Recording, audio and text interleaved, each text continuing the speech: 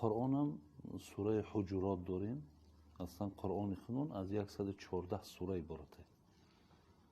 بیشتر 6000 آیت داره. آیتش بگیم به حسابی تری اگر ساده کنیم جمله.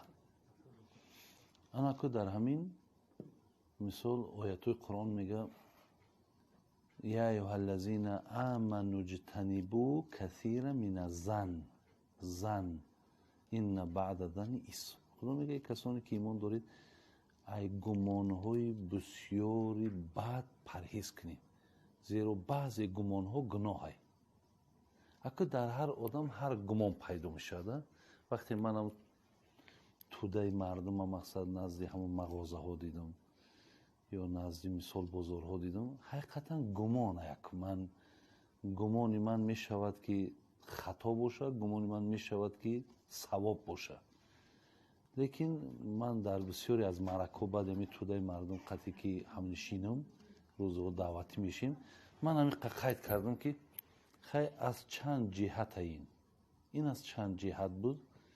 من همون چیزش که با مناسبی ممکن گمانی شما باشد که حقیقتا در همین حالت همون اعتقادی که دعوای اعتقادی که بود که در دین همین معلوم کرد که همین مردم در همون اعتقادش همون ثابت قدم نبودند.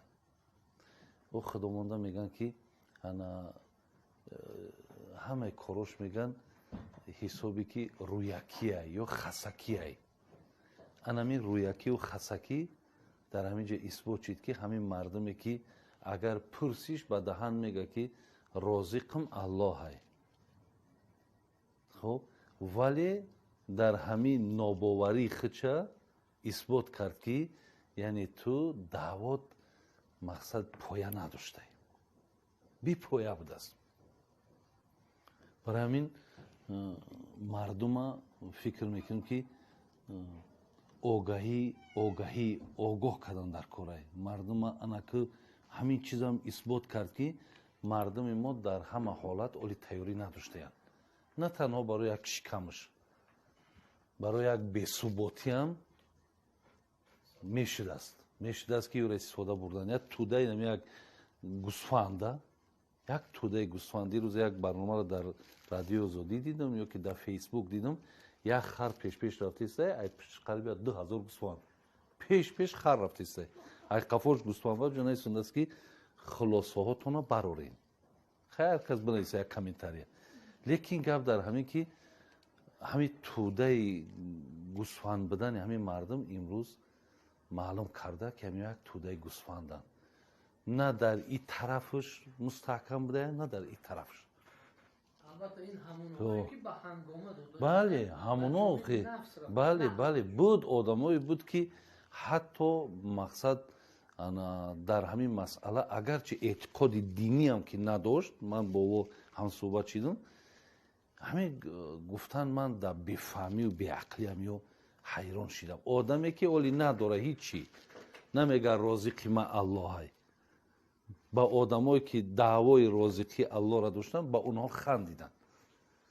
برای همین خیلی که این حقیقتا این عقل و این شورناکی که با دیندار و با بیدین وابستگی ندارن. لیکن همینجا من همیشه احساس کردم که همین مردم بسیار خام بودن، اعتقادهاشون هم ولی ناکامل بوده است. خلاص اگه این را نمیشود که تا گذاریش باید دم بیده آدم باید یک فکری کنه، باید این را یک مقصد آماده کردن در کار که در همون اعتقادت باید تو استوار باشی. من همین را میگه بیدیل یک مصرع زیبا دارم، میگه رزق را روزی رسان پر میدهد. رزق را روزی رسان پر میدهد، بی مگس هرگز نماند عنکبوت. پرش میته. الله هم خیلی قدرتی داره که رزق پر میته، پریده میرن اونجا عنکبوت میخورش. اگر یک عنکبوت همون طاقت و همون قوت داره نداره، پریده سر کنه، لیکن خودش پریده میروه. ما اگر به همین مصرهای بیدیل هم حتی تکیه کنیم برای همین ما کافیه. همین بعضی با فکرهای دیگر هم هست لیکن ما در همینش جوی خودشه همین حلش همین من فکر میکنم. یک مسئله در اینترنت بسیار موردی وای شد بحث قرار گرفت. بعضی به هر علمای اسلام ربط دادن خوبه که مثلا در صحیفه های پیدا شدن موی های قرآنی و دیگر. البته این ما میدونیم که همش دروغ بیش نیست. حتی وای خارجی هم من از صحیفه های فیسبوک دیدم که دامله‌های سنی مذهب ایران هم به این ربط دادن که از افغانستان همسایه ما. ولی خود قرآن شفا است. چخیلی که خود در قرآن هست اعوذ بالله من الشیطان الرجیم و ننزل من القرآن ما هو شفاء. خواندن قرآن خودش با فکر من که همین ویروس دیگر چیزا دور میکند. شما با همین شخصیتایی که خیلی شوکه خیلی دروغا را پهن میکند چی مراجعه دارید؟ من 3 روز روی هم راستی بیشتر 90%ش زنها بودن، زنگ بزدن. فقط همین باب دائما سوال کردن. اخیر نشد نسبت دادن به داملا حکمت الله غرمی. من برای اون که خیلی مقصد یک جواب برای خودم باید داشته باشم. اگر چندی من قبلا جواب ها را دادم همین چیز کم ترک ما به هر حال فکرامونا گفتیم جمع کردن نتونستم. در بعضی همو مخلصا و محبای حضرت در همینجا زنگ زدم گفتم پرسین که همین تو چه اندازه همین کار حقیقت داره که همین مردک به همون نسبت دادیستم. بر آمدن که گفت است که من مقصد در این کار هیچ به ما وابستگی نداره. از امیلیاز با ما چند قدر با بگیم چی ترشیدیم ده.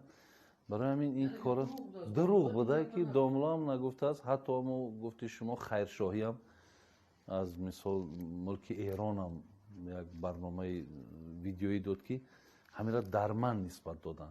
یک عربی دیگه برآمد کرد گفت در من نسبت دادن.